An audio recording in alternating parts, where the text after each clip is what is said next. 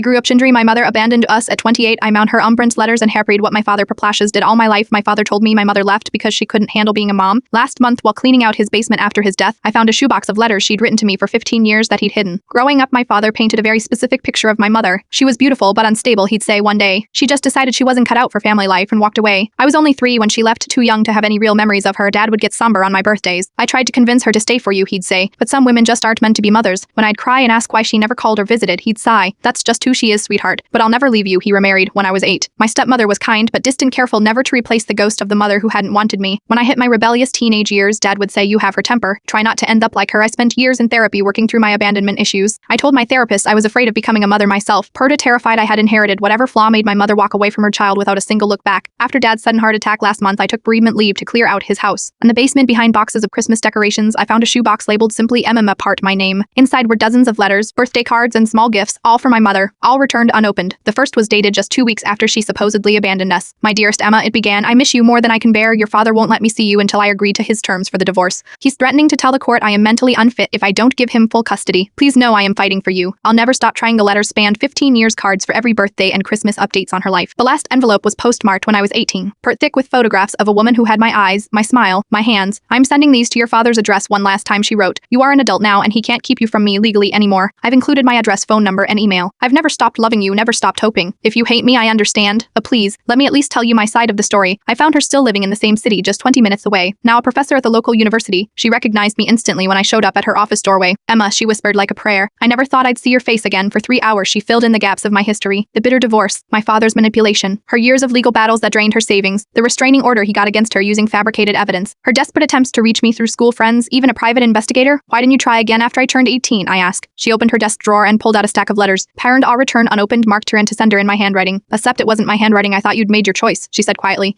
I thought you'd believed him. As I drove home that night, my phone lit up with a text from my stepmother. I always suspected, but he threatened to leave if I ever told you. I am sorry, Emma, so sorry. I am 28 years old. I've spent my entire life believing a lie that shaped every relationship, every fear, every doubt I've ever had. My mother didn't abandon me. My father stole me, Parrot, and then stole her from my memories. Sometimes the family secrets we discover don't just explain our past. They rewrite it completely.